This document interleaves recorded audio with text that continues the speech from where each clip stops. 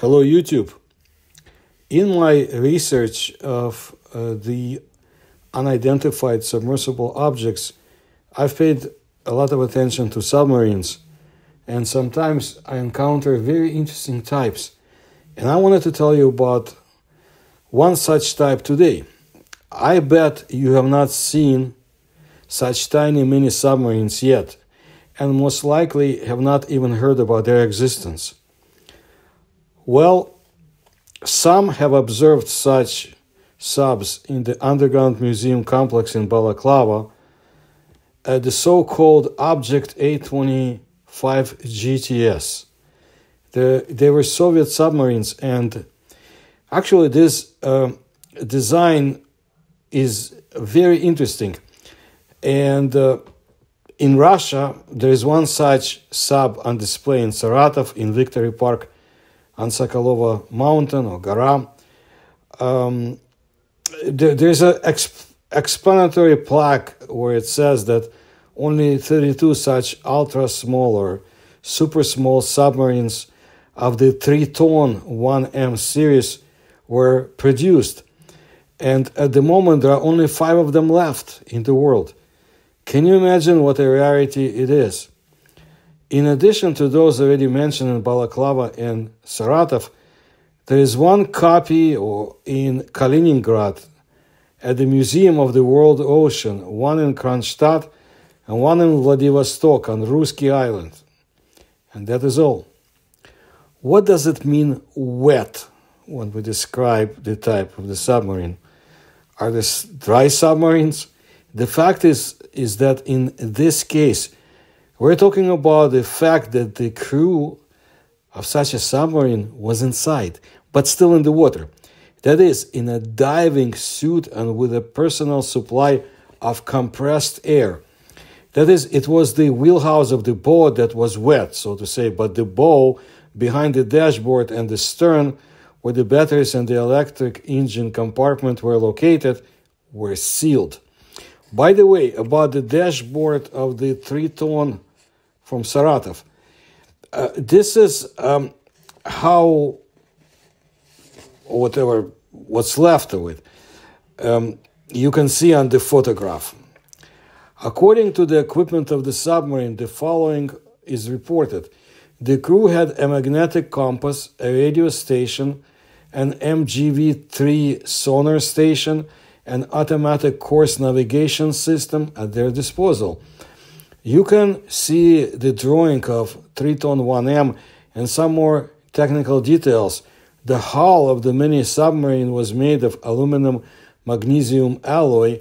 The propulsor was a screw which was driven by an electric motor. The device was controlled using a propulsion and steering system and an automatic steering control system. TRITON-1M Saratov, tactical and technical characteristics. This is from open sources. You can find it on the internet and on special forums. Crew, 2 people. Autonomy, 7.5 hours. Length, 5 meters. Width, 1.43 meters. Height, 1.38 meters. Speed, 6.5 knots. 11.5 kilometers an hour. Cruising range, 37.3 miles.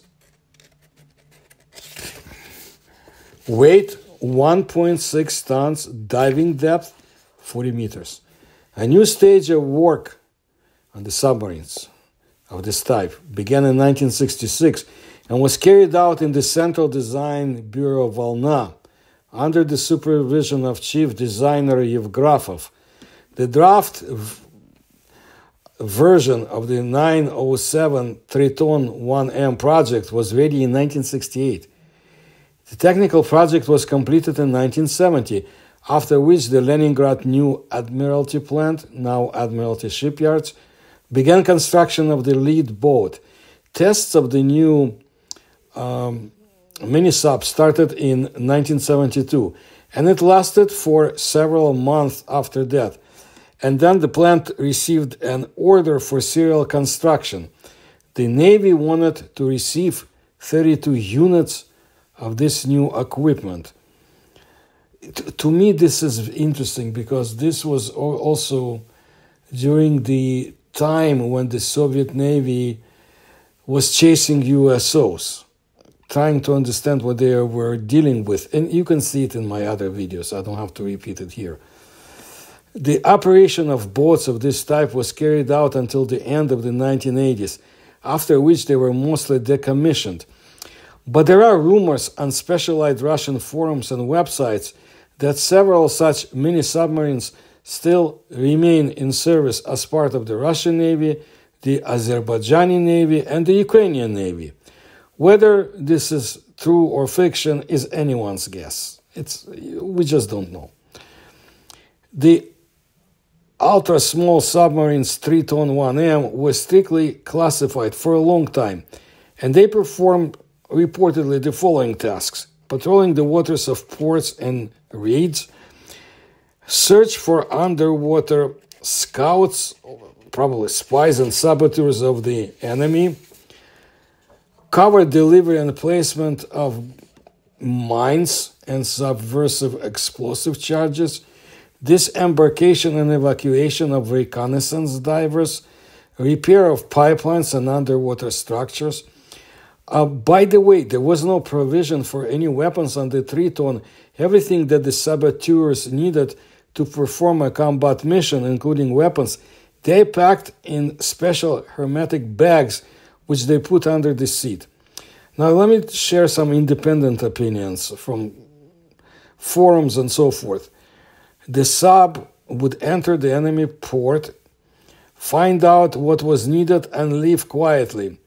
I also agree that blowing up bridges and ships, you can give such low-power vehicles a ride. But as for the evacuation of someone from an enemy port, only if one saboteur comes to it and the second leaves. And the group is very narrow. Yes, sabotage and reconnaissance is their purpose. The divers used compressed air for breathing, not oxygen. There were stationary air cylinders on board the boat, which the saboteurs, and this is exactly what the boat was created for, used during the transition to the target. When exiting the device, the fighters switched to shoulder balloons, the capacity of which allowed them to breathe underwater for no more than 60 minutes. With the help of such equipment, divers had to patrol the protected waters of ports, protect areas from enemy combat swimmers, conduct a survey of the seabed, and provide maintenance of underwater structures.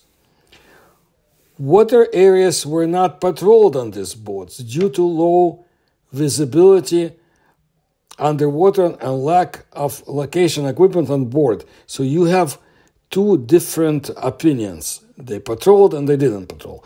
And finally, I want to add, the Soviet Triton-2 was made for 6 swimmers, and there were 13 such devices, but I don't have any more information than I found on such forums.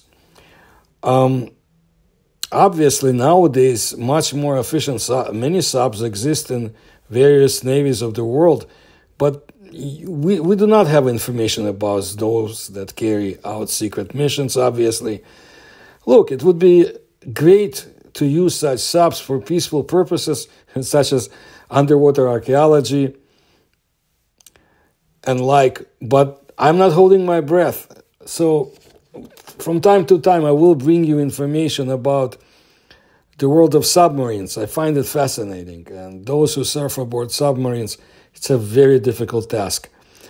And if you like my research, please help me in the description you will find links in the description to this video. Please subscribe to my channel and like my videos. Thank you.